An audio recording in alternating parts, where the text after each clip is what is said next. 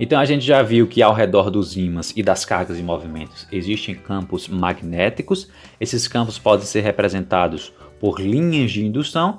E agora nós vamos ver o vetor campo magnético, voltando à casa das cargas se movendo em um condutor, como no caso aqui.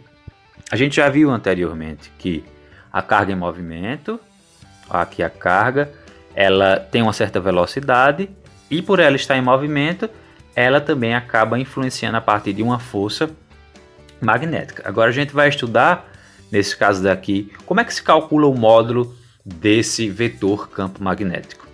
Primeiramente, a gente tem que entender que as fórmulas relacionadas a esses fenômenos são fórmulas que vêm de experimentos, né? Elas são obtidas a partir de experimentos. E como é que a gente obtém uma fórmula a partir de um experimento? A gente olha qual é a relação entre a força, a intensidade da força e as variáveis que existem na situação. E as relações encontradas para esse caso, a primeira delas depende da carga. Qual é a relação? A força é proporcional à carga. Essa letra alfa aqui indica proporcional. Então, quanto maior a carga, o módulo da carga, maior é a força magnética. Outra relação encontrada é que a força também é proporcional à velocidade. Então, quanto mais veloz se move a carga, maior também é a força magnética. E por fim, se constata também que essa força é diretamente proporcional ao seno de θ. E o que é esse seno de θ? Se a gente está falando aqui de vetor campo magnético, ele ainda não apareceu, né? Aqui nós temos força magnética e velocidade. O vetor campo magnético seria esse daqui, ó. A gente observa aí. E esse θ é justamente o ângulo formado entre B, o campo magnético, e V, a velocidade, certo? Então, dependendo do ângulo existente entre B e V, você tem aí também uma força maior ou menor. Então, a gente pega essas três variáveis que são proporcionais a F e junta ela numa fórmula, né? Então, o módulo do vetor campo magnético será igual a quem? Q vezes V vezes seno de θ.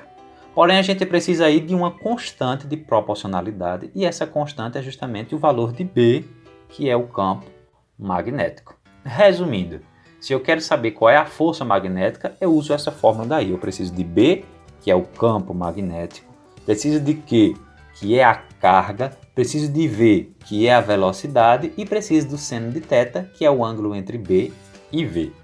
Se eu quero calcular o B separadamente, eu posso usar essa outra expressão, apenas isolando o V aí, o B, e encontro aí essa expressão diretamente para o campo magnético.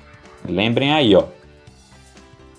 B representa o campo magnético, Q a carga em movimento, V a velocidade dessa carga e θ aqui é esse ângulo formado entre B e V, certo? Então, a partir dessas expressões eu posso calcular a força magnética, que eu posso chamar só de F ou FM, e calcular também o campo magnético B. A unidade de medida do campo magnético no SI, o Sistema Internacional de Medidas, é Newton por ampere vezes metro. Para a gente não usar tudo isso, a gente substitui isso aí pela letra T, em homenagem a Nikola Tesla, esse se chama Tesla, que foi uma das pessoas que estudou com bastante afinco essa questão aí do campo magnético, né? Então, o campo magnético a gente mede ele em teslas, mas um Tesla vale 1 Newton por ampere vezes metro. Então, vamos ver aqui algum exemplo sobre a aplicação de como calcular o módulo da força magnética e do campo magnético também, de forma semelhante, né? Diz assim, uma partícula de carga que é igual a 2,0 vezes 10 a menos 6 coulomb. Então já vamos anotar aqui esse dado. Vemos aí que a partícula tem carga de 2 vezes 10 a menos 6 coulomb. Não preciso colocar esse vírgula zero, não vai nos interessar agora. É lançada em um campo magnético uniforme B igual a 0,30 Tesla. Então, nesse caso aqui já foi dado o valor do campo, que é de 0,3 Tesla ou 0,30. Com uma velocidade V igual a 5,0 vezes 10 a terceira metros por segundo. Eu vou colocar apenas como 5 vezes 10 a terceira metros por segundo. Mais uma vez, esse zero não precisa ser incluído. que forma um ângulo de 30 graus com B. Então aí nós temos que o ângulo é de 30 graus. Calcule o valor da força magnética que atua sobre a partícula. Então aqui nós temos os dados que foram coletados, agora só é substituir na fórmula. Se é a força que eu quero calcular, a força magnética, tenho que saber qual é a fórmula, né? Então a fórmula para essa força magnética será B vezes Q vezes V vezes o seno de θ. Certo? Agora só é substituir aí os dados da questão.